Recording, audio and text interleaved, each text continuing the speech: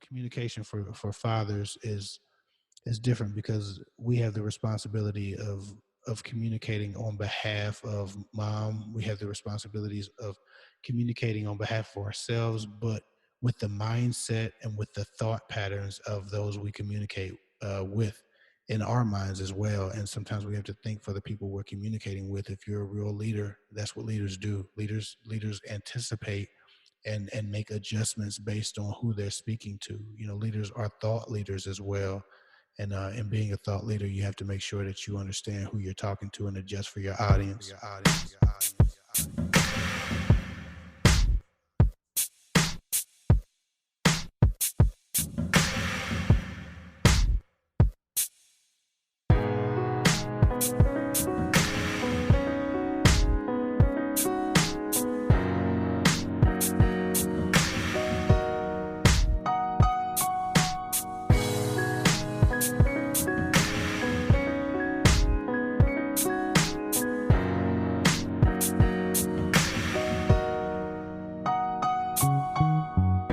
What's going on, family?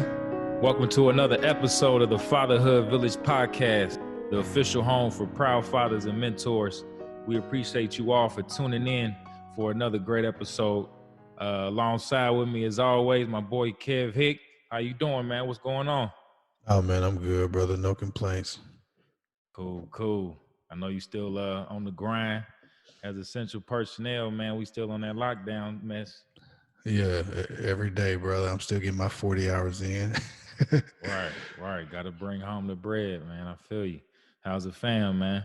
Man, everybody good. Everybody healthy, happy, and whole like it's supposed to be. So that's all that matters to me, brother. Exactly.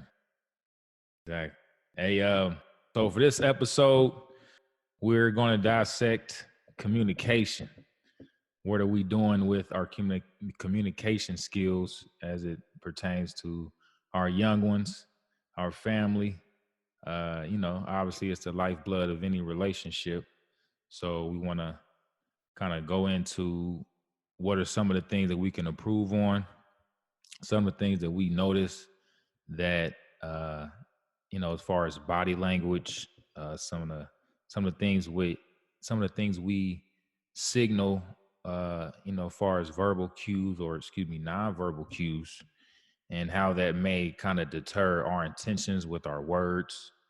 And, are we kind of giving off inadvertent signals? Are they, more afraid of us? Or are they looking at us a little differently because of how we coming off, the energy that we're giving off? So I want to start with kind of looking at some ways that I communicate, because obviously it doesn't always go right the first time. We have to try different methods, analyze what we're doing, what's working, what's not. And the older they get, sometimes we have to kind of change our direction. And like I said, it's all trial by fire, man. So and with my two children, my girl, she's the oldest, she's 4, and my youngest is 2. And he at that age, you don't do a whole lot of listening. Between the ages of 2 and 4, it's definitely a pretty drastic change, because you put a tablet in front of either kid, they can only divide their attention so many ways, probably just 2 at most. And they're not going to. Yeah. So they obviously prioritize, their needs and what they feel is necessary. So I hate to bark at them. I hate to get loud and repeat myself just like any other parent. But so, you got to think about approaching them, because you're going to get that attitude. You try to take something out their hand or get in front of the TV. You know what I mean? It's going to be some friction, but obviously you don't want to have that type of thing happen often. So you want to let them know when it does happen, or when you do hear your name, don't ignore, don't wait till you're ready, that sort of thing, because we don't want to obviously go over the same thing over and over with them, and it makes us impatient and frustrates us. And then now we have another issue because you're not listening. Before I had something else I wanted to talk to you about, but then now we Right. have to confront this. So, what are some of the things that you kind of battle with? What are some of the challenges you have when it comes to communicate? My son doesn't have the greatest attention span. And again, like you said, then they're either incapable of at some points, just naturally being young, very young kids, because mines are 2 and or I'm sorry, 3 and 5. But they're either incapable sometimes or unwilling, right? And then they're at this age where they may or may not be testing the waters and the boundaries. So especially when as compared to mom and dad, mom has a certain way of doing things. She requires a whole different approach, and maybe you got more chances to hear your name without saying anything back or responding with mom. Dad wants his respect right now, yesterday. You know what I'm Hmm. saying? And Yeah. so sometimes sometimes I got to make sure that I'm giving them enough chances or enough time to process and then give a natural response, because I think that sometimes uh, like if you adopt an authoritarian mindset or authoritarian style of parenting, which is necessary at times, right? Because I said so, do it right now, damn it, because I said so, like that.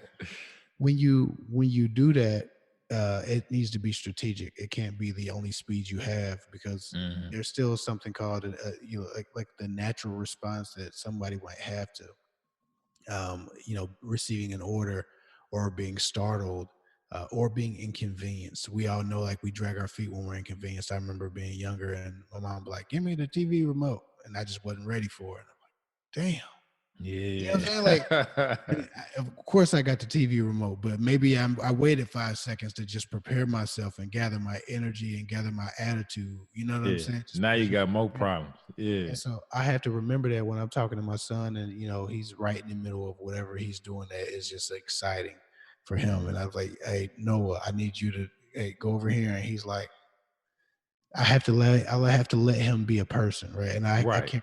can't forget that, while I'm telling him to do things, and I got the authority and I'm dad and I want my respect, I can't forget that he's a person and he has to gather his energy around whatever is being requested, especially if it causes him to have to put down the great and entertaining game he might be playing, or, Yeah. the fun he might be having. So, Hmm. I think that the most important communication strategy for a father to have, or one of the most important ones, is an adjustability, uh, Hmm. and an ability to adapt the communication style not only to the personality of the child, but of the need in that moment, right? And allowing that imperfection, allowing that distance between what you said and what they do, to kind of Hmm. meet in the middle, because again, there is an adjustment phase, and especially depending on what the order is, or what you're interrupting when you're telling them to do something, or who Yeah. told them to do what first. It can be difficult. So I try to allow my son to be a person, as long as I'm getting my respect in the end. And you just got to have a little bit more patience with these kids. True. And like we said, man, it's something that can be learned. It has to be learned over time. And the wife told me when we first started dating, my communication skills were trash. Just like that. So that was something I had to correct and get used to improving, because us as men, we're not really worried about how we're communicating, our different styles of communicating. We think that a lot of people may think the way we do or respond to certain things the same way, or we felt that it's common sense to assume what I thought, and you Yeah. should have did it how I thought you would should have, you know what I'm saying? So Right. um but yeah, it took time, and obviously I'm not, uh perfect, but I have made fast improvements, and I try to use those same skill sets with the kids. And like you said, you have to have that buffering period. And I had to learn that too, because I'm thinking they gonna snap to it, tench hut. Nah. Like, you know what I mean? And Right. you got to chill out a little bit. And I don't really count seconds, but I kind of look at them and kind of try to gauge how long I feel like I'm about to wait. Or they kind of like shifting their body a little bit to go in a direction to see what I need, or just like you said, just have some type of give them that space a little bit to bring their attention to you. Right. And so, but yeah, you don't want to have that. 'Cause you, like I said, you got to be a realistic adult with it. So Yeah, I think that just that, like you said, that adaptability, man. Um, each kid needs a different communication style from time to time, from event to event, right? From moment to moment. Obviously, there should be some consistency in a baseline of expectation, but there still has to be an adjustment on your part. I always say, a part of the the man's responsibility in the home sometimes is to think for other people in the home, mhm. right? Like, so not only do you have to keep yourself together because you have to be a strong leader and a strong father and a strong provider and a strong protector and all of these things, but you also have to be wise enough and be sharp enough to make the adjustments for those buffering periods, I'm sorry. And also, and sometimes, like, think on behalf of the family members that you might be trying to guide or lead. Mhm. You know what I'm saying? So it's not as much as just what you want and what you're looking for. It's about what everybody else wants too. And so you have to provide an environment safe enough for everybody to be everything they are, without feeling like they're being squashed by your rulership, right, or by your leadership. Communication, great communication skills, do that job. You mentioned making an adjustment for Angel, early in your relationship. I remember, Ashley didn't necessarily tell me to make any adjustments, but I realized very quickly that, she interprets. So Mm. I have to, I've had to be very careful and very strategic about the things that I'm saying, especially when I go on my long rants, because I ramble a little bit. So Mm. I might ramble, feeling like, hell, I've said it, I made my point. At some point she got it. You know what I'm saying? Yeah. And when she regurgitates it back to me, she's interpreted a whole different thing because Mm. she's gonna break the message down and reconfigure it in a way that she understands it best. And a lot of times that creates a miscommunication. So Yeah. knowing that she's gonna take that extra step to, what looks to be scrambling to me, but for her, that's how, her brain works. She has to recreate the message in her head. It makes me a better communicator because I have to make the adjustment before it comes out of my mouth, to only say things that can be re-scrambled in the same method, in the same message that I meant the Yeah. first time. Yeah. um, you know what I'm saying? But again, that's my responsibility, knowing that some things can be misconstrued or misheard, to at least do what I can, as much as I can, to mitigate that damage or mitigate that miscommunication. Yeah. And I don't often do it, but sometimes after failed attempts, I would ask them after I told them specific instructions, okay, what did daddy just tell you to do? Or repeat what I just said. What are you about to do? Daddy said to go put my shoes upstairs. Okay. All right. Just make sure you hurt. You know what I'm saying? You kind of got to Yeah, hear it from them so you know the type of information that, they heard and they're processing. Like you said, they might tune out on you if right. your rant is too long with the kids, with their attention span. So you may be lecturing, your 3-year old, and then they don't know what the heck they supposed to be doing. You know what I'm saying? So you got to No, be concise, straight to the point. Let them handle just tidbits of information at a time. yeah. So with my son, I noticed that almost like, and obviously I'm not comparing myself son to a dog or a puppy, but if you've ever had a dog or a puppy and you stand directly in front of them and you square up to them, sometimes they think that you're like it's a threat, so they start submissive peeing. Um, Mm. And even if they have no, history of abuse or anything, it's just like, oh, that posture is authority, and I want to show that I'm with it. So a dog will like just start pissing, just as a, hey, I'm good, don't worry about it. Like I'm peaceful, I come in peace. Yeah, yeah. Well, there's my son does this thing where it just reminds me of submissive peeing. When when I have to be serious with him, and I take a certain tone, it's like, all right, now listen, you Mm. know, daddy needs you to understand something. And I'm talking to him. It doesn't even have to be a disciplinary action. It can be anything, but I have to really get him to understand my point. He obviously is not afraid, or well, I would like to think he's not, but I'm a large person, right? So I have to make sure I'm smiling enough between words, because I don't want him to start feeling like, okay, this seems serious, did I do something, am I in trouble? Because he Yeah. never really knows, right? Because if Yeah. I'm serious, he don't know if he stepped into something, you know what I'm saying? So Hmm.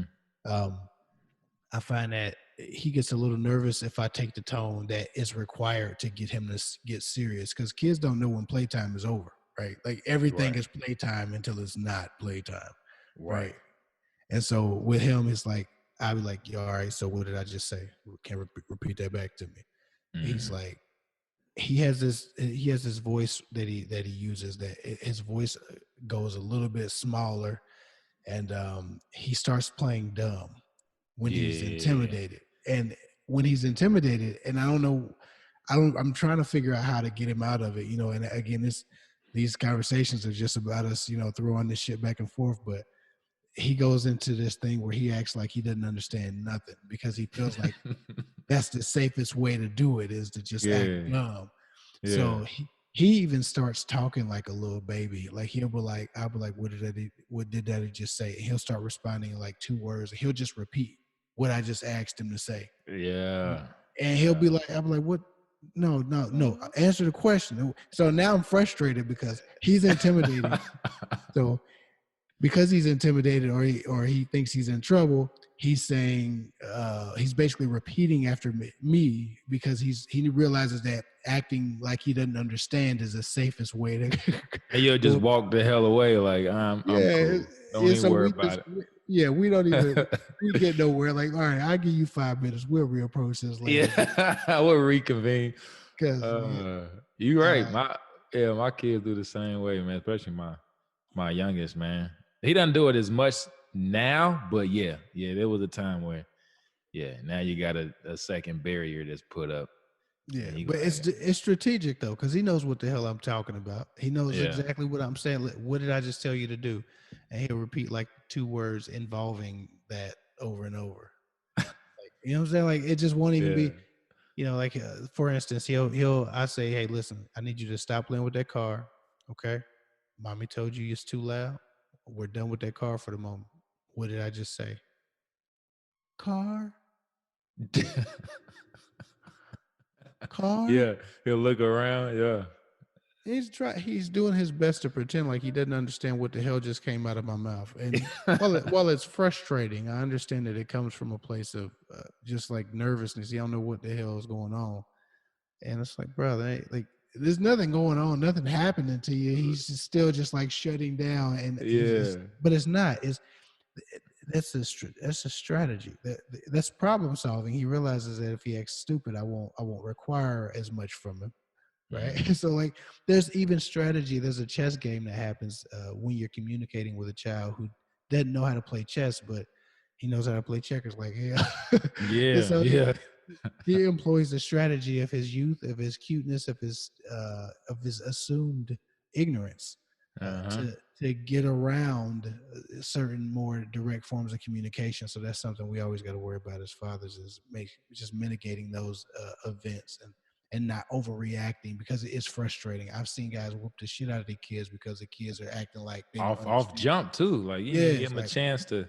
Yeah. yeah, or and sometimes you can be frustrated, and it makes you want to like stern up a little bit, but you Hmm. know you just got to make sure that you are the supreme communicator, and if you that good, if you a good dad, if you a good provider, a good husband, at some point you're gonna have to just be the bigger person. And with kids, it's basically every point. You Yeah. know what I'm saying? Yeah. You ain't lying. Yeah. Yeah. That's real, man. And Man, like I said, we spoke about masculinity before, but like you said, it really tests our limits. And, like I said, we may be short tempered just at that pure moment. Um, and sometimes you got to walk away. Yeah, Sometimes sometimes I tell the wife, hey, go on get this one. I ain't, not right now. I'm gonna come out too strong. You go ahead and get them. I'll come behind. You know what I mean? Just to avoid, too much, fire and too much aggression. And, like I said, at times you don't want to, be so forceful so many times throughout the day. If you already done kind of, went in on them, a few times during the day, if you do have a second parent in the home, it's probably, if they're not busy, gone, let them try to, extinguish the fire. But, 'cause like I said, you get short, you had a bad day, things not going your way, and you taking it out on them, So now you got that problem. So it's tough. It's tough. And, some days you're a lot more patient than others. And, it's those tough days that, you got to prepare for. yeah, it helps to have the tag team. It really Hmm. does. It's a lifesaver because to be quite honest, man, is as masculine as and manly as I like to think I am, man, I really want to deserve my hugs and my kisses, Yeah. man. And my Yeah. sons are young, man. So right now, man, they loving and they affectionate, and kids grow out of that. For us, we won't always get that, right? We'll start getting handshakes and daps, and we'll get a hug, right? We'll find a way to hug them like a man, but man, it ain't nothing like the love of your child. Just unedited, just raw. They don't have to guard themselves or censor their affections for you. And Yeah. so we're put in an interesting position because even in being the authority figures and being mom's backup, I'm gonna tell you, daddy, Yeah. you want that respect, but you also are trying to take advantage of this very precious time. If you're in my shoes or your shoes with young kids, is that these are the only times where you can kiss your son on the lips or hug him or just tell him how much you love him every time you see him, or kind of cuddle with him a little bit because they little. You know what I'm Right. saying? And ultimately, we'll grow into a different type of relationship. And so, Yeah. for I was just me, thinking about that the other day, man. yeah, and for me, when I communicate with him, whether I'm communicating anger or anything, I'm fiery sometimes. I'm a passionate dude. You know me. I'm very calm. I'm still water, and I am hellfire and brimstone. Sometimes I'm real Hmm. passionate. It's not even an anger thing. It's just like I get up and I get Yeah. down. Yeah. And so for me, it's important that I just deserve my hugs and my kisses, man, and the things that he says. Sometimes I just get a random "I love you, daddy." It's like, man, Hmm. and Yeah. you don't always know if you deserve it that day, and so for me, it's always about making sure that I balance my communication tactics with them to at least give them a whole feeling and a whole pie of emotion with me, and a whole pie of experience, right? I don't want them to just be saying, "Oh, daddy, he just yells and that's what daddy does," right? Or daddy just tells us what to do and he's always mean. Like I need them to see daddy being affectionate, daddy being loving, daddy being patient, daddy Hmm. being frustrated but contained, daddy whooping your ass, daddy's talking to you sternly but giving you a chance to reply, daddy being understanding, daddy controlling himself, daddy showing you the temper control, daddy exhibiting the types of communication that you should have as you grow up, Yeah. because we're always teaching them, they're always learning from us. So for me, it's about exhibiting balance, and in that balance I feel like I deserve my hugs. I deserve when I put my son Yeah. down every night. And obviously I speak life to him, and it's his ritual to give me a kiss, a hug, and a high five. And every night we do that: kiss, hug, and high five. And man, at the end of some days, I really don't know if I deserve the kiss or the hug or the high five. Not because I'm particularly nasty or anything, but because maybe he needed a little bit of stern talking to more often than not that day. Maybe I had to talk to him 3 or 4 times. Maybe he had to go in the corner that day. Maybe, I had to come to mommy's rescue and really get on his ass. So it Hmm. just depends, man. And communication for fathers is different because we have the responsibility of communicating on behalf of mom. We have the responsibilities of communicating on behalf of ourselves, but with the mindset and with the thought patterns of those we communicate with in our minds as well. And sometimes we have to think for the people we're communicating with. If you're a real leader, that's what leaders do. Leaders anticipate and make adjustments based on who they're speaking to. Leaders are thought leaders as well. And in being a thought leader, you have to make sure that you understand who you're talking to and adjust for your audience. Yeah, most definitely, most definitely. And I had those days too. I mean, a lot of fathers, if not all, that's around their kids a lot, man. With those days where you seem like you've always been in their shit the whole day, Oh, and until they go to bed, it was, you know what I'm saying. And like you said, you don't want to go to bed and end the day on a bad note. So I try my best. And sometimes, like I said, with having Angel around, obviously, we'll have our times together with them briefly before they, we tuck them in and do all that stuff. So if Lil Man, was being very difficult that day, I'll try to start with Sade because normally she's pretty good throughout the day. She may have some hiccups here and there, but she's normally pretty good. So I'll start on her end, so I can kind of calm my nerves and be more soothing when I get to him and tuck him in. So, I'll try to have a conversation with him and, speak to him to where he understands I'm coming from a place of compassion, that I still care, that even though, we got off track today, I still love you. We're going to do better tomorrow. We're learning, you know what I mean? And I still want you to, be strong, be that man that we're trying to build you up to be, so that works best for me. And then same with Sade. If she was being a butt at the end of the day or whatever, I'll start on his end, and that way I kind of was able to calm down and think of what I needed to discuss with her, and have that face to face with her. So, that helps, man. That you helps. know, there's a there's this thing that I just, in my nature, if you piss me off, is I calm down a lot because it takes so much for me to actually be mad or to get irritated. I'm slow to wrath, but I am very passionate when I am like upset. Hmm. um, I find myself having to tell myself, okay, he don't, like kids don't know moment to moment. They don't even think about like as much as he thinks about it. It goes as far as, am I in trouble? Or I'm not in trouble? Or then me and daddy cool, Yeah. right? Yeah. Like that's as simple as that. Kids are not doing things with the intent of the future in their minds, right? So like if you Hmm. get in an argument with Angel or I get in an argument with Ashley, we have to figure out how to not be mad at each other after a while. Like you could not see her for 30 minutes and come back and it's still tense in the room. Mm. Kids don't carry that same tension. Yeah. Am I in trouble? Am I not in trouble? Is about as much as they carrying from hour to hour.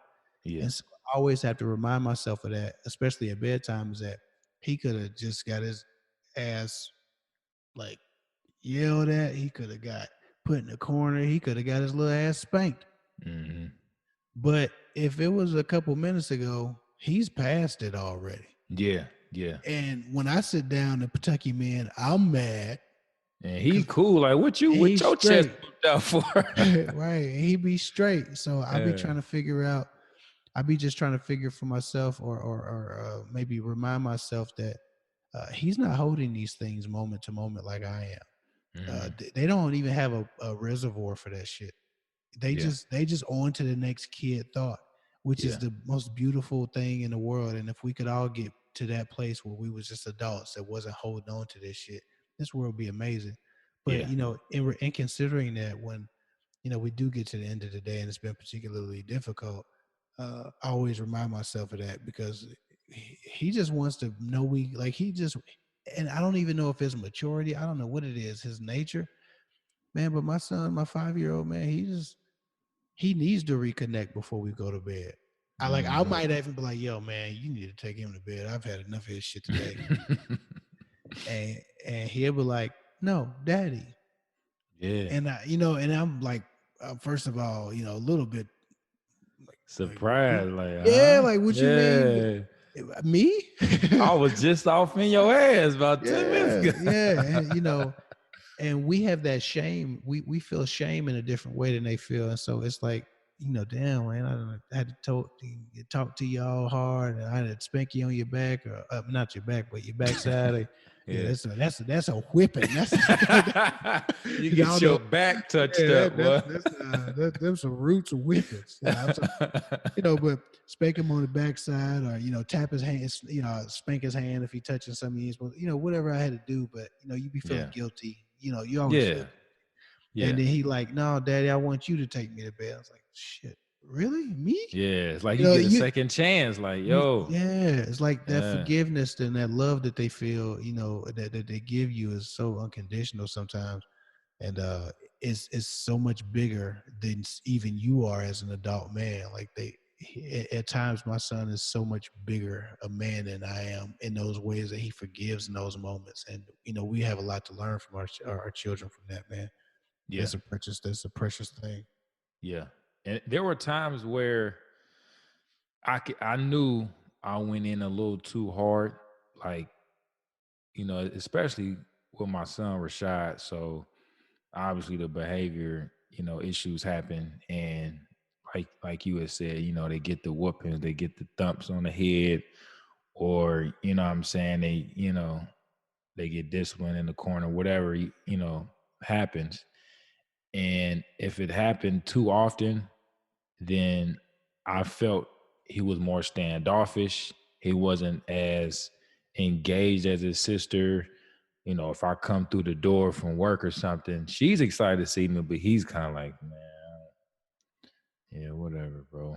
So I was like, damn, I don't want that. You know what I'm saying? I'm like, well, I'm Right. I'm messing up. So, like you said, it takes a lot for them to, if at all, carry those emotions further into the day or the next day. So you pretty much made a pretty bad stain when you notice that. And so I was like, look, I need to change. Like, I can't have this. I need to speak to my son a lot often and strengthen this communication and ultimately the trust between us, because I felt like he wasn't trusting me as much. I was losing that. And so, like you said, man, I had to sit him down, have some private conversations, get on his level. Like, we spoke about it before. You gotta, they small people. Yeah. Unless you actually put them in your lap, you gotta kneel down. You gotta get on their level, eye to eye. Yeah. Lower your tone. You speaking very monotone, inside voice, and just have a normal conversation, and try to get them to look you in the face, in the eye, and try not to obviously carry the conversation too long because you're gonna lose them. Yeah. But make sure you got about 20-30 seconds worth, and hold their hand, face, have them face you, and go into your spiel, man. So that, like I said, that really woke me up. It was like, yo, I don't want it to be like that. So pretty Yeah. much ever Absolutely. since, we've always been able to conversate. I pull him to the office or somewhere away, and it's just us. He ain't got to worry about, if you in a living room with a TV on, he doing one of these, trying to catch the tea up. What? Hold on. Spider-Man finna, what I'm saying? So, I got to pull him away. No distraction. It's just us. Sit him on the steps, you know what I mean? And go through that. And ever since, I was able to correct it. And like you said, his tolerance is much larger now. Cause like you said, there's times I'm surprised, like, oh, you still trying to fuck with me? Oh, okay, cool. I'm in there. You know what I Yeah. mean? So it never went back it never got that bad again. You know what I'm saying? So Yeah. that's one thing I'm glad I improved on. I think every father's greatest fear is that, his son gets to be 16, 19, and he hates his fucking guts. Because Yeah. we all know somebody like that. We've all seen that. And that's something that we're always trying to mitigate. The fathers, those of us who really care about our sons and our daughters, man, we always trying to mitigate that day where they like fuck daddy. It is serious, right? Yeah. So when they come back for, you know, I just remember, man, this one time, speaking of how sometimes mature and wise kids can be, even in their ignorance, man. To your point, trying to make the adjustment. Um, there was this week that Noah was just terrorizing everything. He was coming home on red. Red is bad. You can't come home on red. You got to be green, yellow, or red at school. And he was coming home on red every day. Mm. He was getting home and not listening to people and doing what the hell he wanted to do and risking it all. He was really just an asshole, man. Yeah. So that week he got like 2 or 3 ass whoopings, man. Oh, Spanked that little compound. butt, spanked them little butt cheeks, right? Hey, Yeah. get your little goofy ass up out of here with that whoop, boy. I'm a man in here, not you. You know what I'm saying? Yeah. He was going to battle and just testing the limits, and damn it, he was passing all the limits. So he was getting his little butt spanked. Mm. He was getting put in the corner a lot that week, man. It was a rough little week for us. And at the end of that week, man, I don't know if he had time to reflect or or what.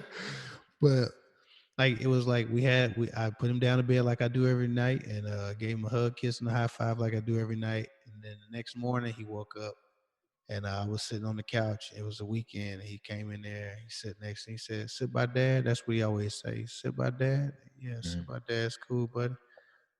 And he looked at me. He was like, Dad. I was like, "What, son?" He was like, "You don't always have to whooping Noah." Nice. Yeah, It's like, my daughter came to the rescue of my son too. Yeah, yeah. yeah. But this was him. So he was talking to, because he sometimes if he's trying to connect with me, he'll talked about Oh, the himself in the third third person. person. Okay, okay. No, this is him, because we don't really hit what Riley yet. He in a different space. So Yeah. he's like, Dad, you don't always have to whoop at Noah. And it's like, Uh-huh. and I'm thinking, now really, you needed some more ass whoopings, to be quite honest with you. But You but still let's got yeah some on credit, what? yeah yeah. You still owed a few, brother. Yeah. But it was also like this magnificent realization that I had, that even though from moment to moment he's not harboring anger or upset, he's still computing and still learning, right? So we might Mhm. not see that in the same way that an adult might manifest it with distance, with standoffish behavior, with an attitude. But he showed me that in a way he's a lot deeper than we like to assume a kid is, Mhm. because that was the next morning and he was not in trouble and we was chilling and cuddling already. And so he just wanted Nice. to connect with me and had this conversation. And, it's just a few words back and forth, but they were meaningful for him. Yeah. And I said, listen, buddy, if you don't want daddy to whooping Noah, as you say, I need you to listen to what daddy is telling you to do, and I need you to do it. And I don't want to have to tell you 2 and 3 times. And mommy shouldn't have to tell you I'm telling daddy. Just do Yeah. what mommy tell you to do, and you're gonna be okay. Yeah. Right. And don't ever think you're gonna challenge anybody in this house physically. Cause at one point I think he even tried to like fight back with Ashley. It's like, brother, Oh. you would get your little ass tore out of socket. That's my woman, Yeah, folk. You feel yeah, me? And yeah. so Right. he just but he was like, okay. Like he Yeah. understood. Like we had this man conversation, and he went back and he digested it, and man, he was straight. He been really good since that conversation. Yeah. I had to whoop him maybe 2 more times over the span of a couple of months. But for the Mhm. most part, now I say, remember what we talked about? And he's like, okay, cool. Because that came from him. So it was significant for him. So somehow or another, he remembers it different than when I'm just bringing him the big ideas, because it was a big idea he brought to me. Hey, you don't have to whoop me. I'll listen to you. Yeah, yeah. And so I just remind him, hey, remember what's on the line here. Right. Yeah, you're right, Dad. I'm gonna go on and do it. She said sit over there. I'm like, all right, I'm gonna do Yeah, that. right there, right? Okay. All right. Yeah. You said, yeah, beware of that smoke that But you could get. it's funny. They don't realize that the whooping is our greatest fear as well. Yeah. Yeah. I hate it every time. It's almost like an out of body experience because I don't want myself to get that far, Yeah. And like you say, you start off calm, to get their attention. Especially it was like today. Sent my son to go find his little bottle or whatever, his water bottle. Went upstairs, but he easily gets distracted by Angel because she was upstairs with the carpet cleaner and stuff doing her thing.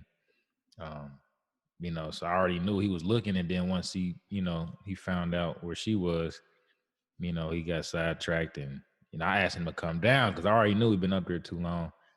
And he didn't come down.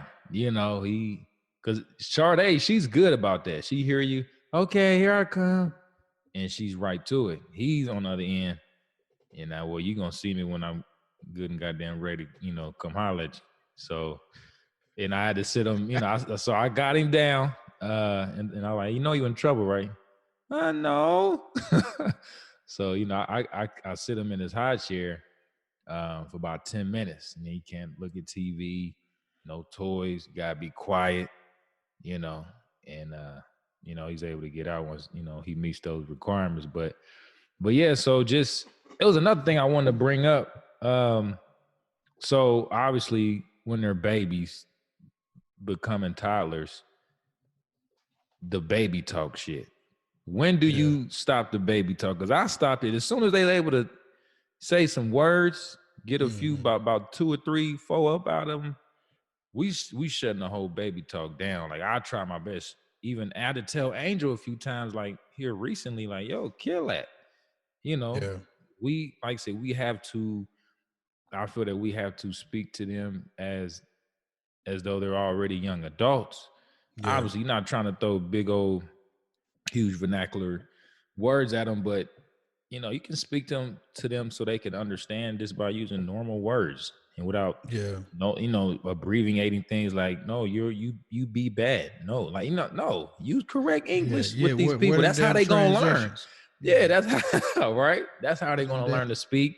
They're gonna understand complete sentences that way. So I was like, I'm killing at it like 2 max, yeah. With probably sooner. Yeah. them transitions. Well, my shit is a little unique. Riley is he's mildly autistic. Okay. So like he's mostly regular. He just has speech delay. So we Okay. have to cross that bridge when he actually decides that he wants to put more than one word together or two words together himself. Okay. He said a lot of words, but he says them randomly and when he feels like saying them.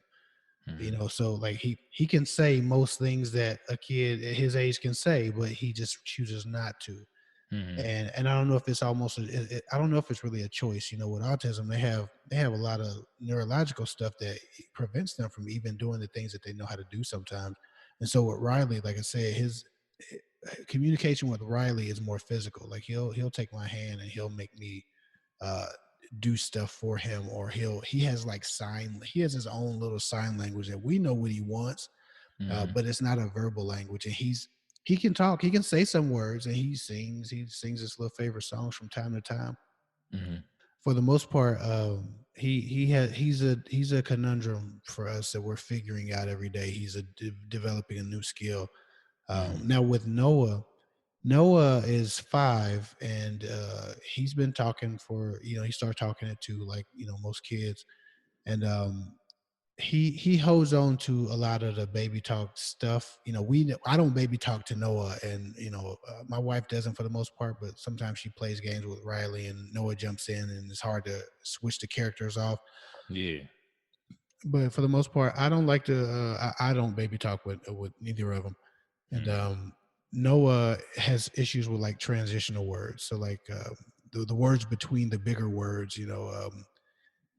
That's why I say you don't have whooping Noah. Like you don't have Mm. to give Noah a whooping. Like all those small transitional words Yeah. has always been an issue for Noah. So now he's in speech therapy, and even if I can remind him 100 times. He's been in speech therapy like 2 months, and all of a sudden he's much better at speaking than. And I'm like, Right. it's the same shit I've been telling you Right. to. But Noah is getting more and more clear, especially since this quarantine happened. It seemed like a lot of it must have been stress induced or something, because since the quarantine, he's gained weight. He was super skinny. He's gaining weight and he's speaking better since he's just gotten out of school. So I don't know what the hell's Uh-oh. going on. Yeah. But with the baby talk, yeah, I never had that baby talk thing for too long, because I always knew that Noah had his own little speech challenges, and I wanted to make sure I nurtured in him the capability of speaking right. But Yeah. again, while I'm articulate and I respect the articulation clearly, I love the ability to communicate in people. Hmm. It's one of those things where I don't want to place standards on him a little bit higher than his abilities will allow him. And just Yeah. because I like people who speak a certain way doesn't mean he has to be that. I think that it's important for me to always mitigate and or not necessarily mitigate, but manage my expectations for them, and not put the weight on them to be certain type of people just because that might be the type of person I wanted to be. I always wanted to be a great speaker, Hmm. but they might not have that ambition. I always wanted to be a certain type of guy, and they might not.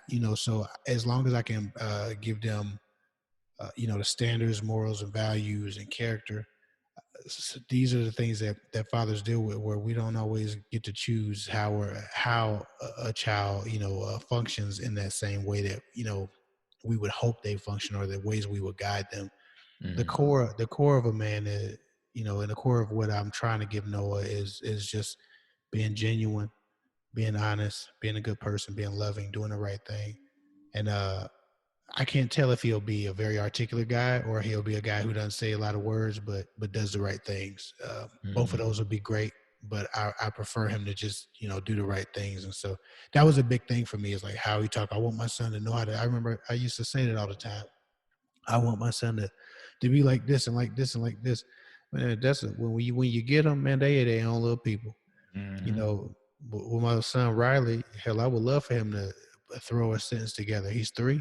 Most 3-year-olds can throw a phrase or something together. Riley's largely nonverbal. He's insanely intelligent, though. It's kind of weird. It's a little bit Hmm. creepy, the shit that he understands. Yeah. And he understands what we say, but he just doesn't respond. He doesn't respond and communicate verbally. So mitigating your expectations, even in the form of what you communicate, how it's communicated back to you, and how that understanding is then relayed, has been a big adjustment for me, because I would imagine that I would just be having these interesting and intricate conversations with both my sons, and they both have unique forms of communication that I'm adjusting to and trying to learn how to, not necessarily dumb myself down, but meet them where they are and adjust the messaging to a place that they can understand it. Which again is a job of somebody who's a good leader and a good father. Yeah. Yeah. No, I agree. That's definitely real. I have to, meet them in the middle. And I just didn't want it to continue and for me not to challenge them in a way and You, and for them to, I guess, more or less know the correct way to speak, because I know my daughter, when she hears these records on the radio and these videos that she's watching, uh, a lot you of ain't the got a time they're chance. not. Yeah, it's like a lot of time they're speaking, obviously first grade level, and that's what I try to display as well. And they're reciting those same things back. I'm like, okay, she's more than capable. And my son being 2, he's closing in on 2.5, and he's not quite there yet with the full sentence structure, but he could put 2 and 3 very short sentences together. And like I said, it may be some transitional words missing, but he's showing progress. He's showing that he wants to be able to put these words together, and that's something that we tried to nip in the bud a few months ago, where we wanted him to use his words to his capacity, whatever he knew, whether he's shooting off one word, 2 words.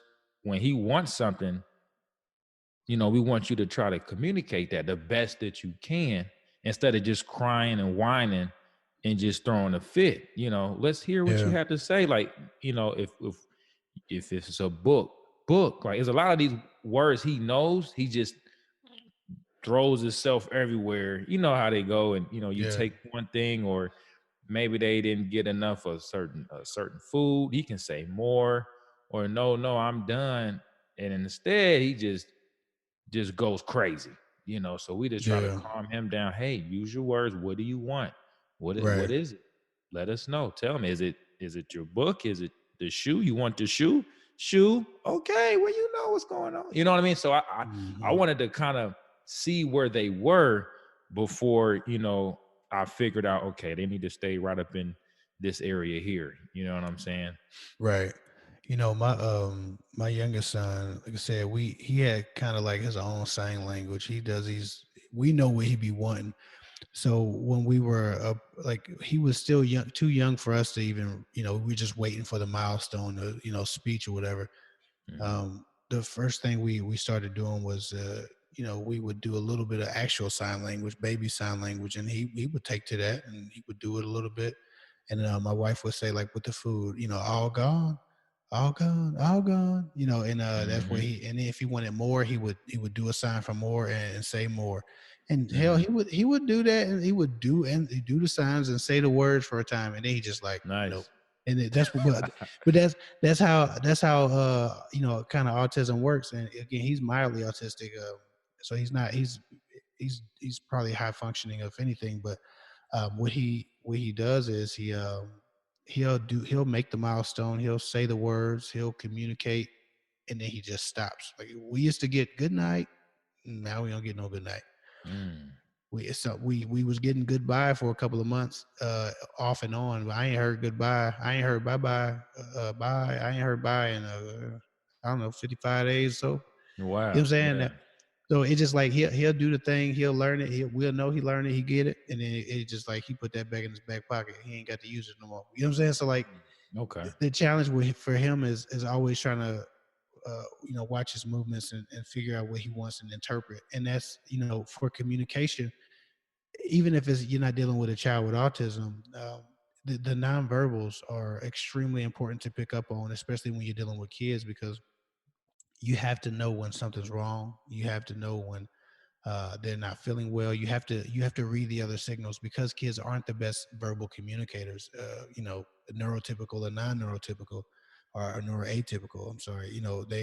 They're not the best communicators anyway. And so Hmm. watching a child's nonverbals are extremely important. When my son was coming home from school, especially when he was coming home from school, yeah, I'd sit across the room and just study him, because I didn't want him coming home from school carrying the weight of something that shouldn't be happening in his school. You know what I'm saying? And so Hmm. I'm watching his reactions and his stress levels and his body language. And it was kind of scary at first. When he started school, he didn't like school. He still don't like school. He's so happy to be out of school. My son's Nice. just not gonna be the I love school type of kid. It's just Yeah. not. And hell, And I don't that's blame him. fine. Yeah. I don't fucking like school, so I don't mind that at all. Hmm. I Mm. understand that you can be great without school. You can have a good life without being some kind of career student. I just want him to be passionate about something and love to do something. So we're gonna work on what his passions are, and I'm gonna make sure I nurture that in him. But when he would come home from school, there were a couple of days where I was a little bit nervous, because he had an adult type of stress on his face. You know what Mm. I'm saying? Hell happened to you at school, bro? You Yeah. in kindergarten. You ain't supposed to be Yeah. that stressed out. He come home stressed out. One time he came home and I was like, "Hey, buddy, how was school? What's up with your phone? You good?" And he was like, "I just need 5 minutes," Wow. and, and wouldn't look up. I just need 5 minutes. Yeah, give me 5 minutes. And of Where'd he course, get that from? he got it from one of us. He probably trying to wave some toy in our face or something like that. And we like, "Hey, bro, Okay. 5 minutes." And so, but when he said that Yeah. shit, he meant that shit. Like, yo, I need 5 minutes. Yeah. Like he was on the edge. He was about to jump. Mm. So just picking up on nonverbal communications signals as well, even for childs, no matter how young your childs are, or even children. I'm sorry, a child. No matter how young your child, no matter how young your children's are. See, I did the shit again. See? Uh, It's no late. It's all right. good. It's almost midnight here, but no matter how young your child is, and or you got teenagers or young adults or even adults, man, picking up on those nonverbals, getting to know your children in a way that they don't even understand them, Mhm. getting ahead of the curve, and making sure that when it appears that they need more than what they're saying, you can still be there to provide it. And I think that that's what the mark of a really great dad and a great leader is that you understand what the intrinsic needs of people who are under your leadership need and are, and you provide those things by being very observant and understanding that everything that needs to be communicated may not necessarily be said, and you need to be just vigilant in making sure that you pick up the things that matter, right? And Hmm. so I think that that's important to put in there too. Yeah, very much so. Yeah, I think, like I said, just having those conversations throughout the day, at night, just being there to ask them, get an understanding of what they're going through, what they're feeling. How was your day? What'd you do today? Yeah, And kind of having that type of discourse with them.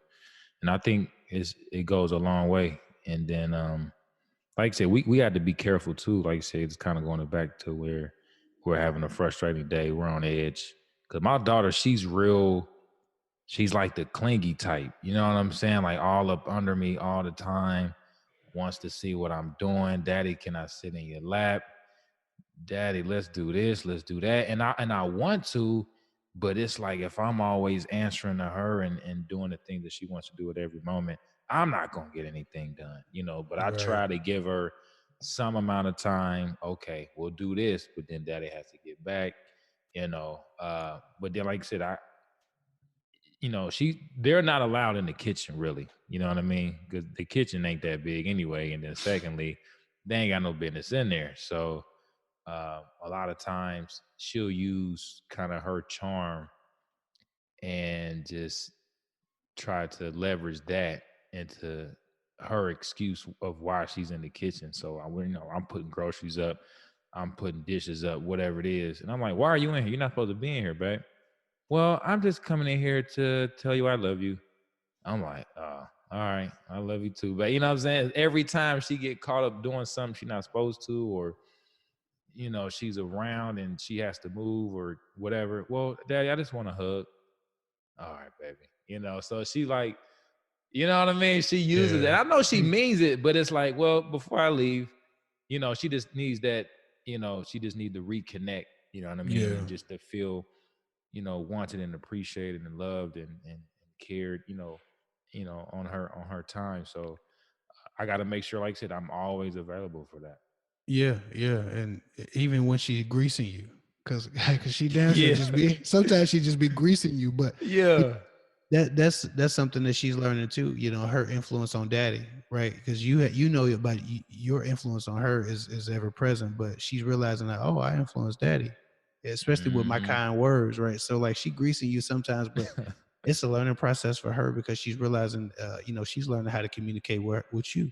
She's learning how to Hmm. communicate her feelings and how to communicate her needs, but also how to communicate without actually requesting anything and plant something in your ear, whether that's a good feeling and a good emotion. Like she's learning how to manipulate, the optics and the feelings around her, which is actually a very important skill. So it's a mark of her intelligence. But that's funny, Hmm. man. My son does it too. My kids spend a lot more time in the kitchen, for a plethora of reasons.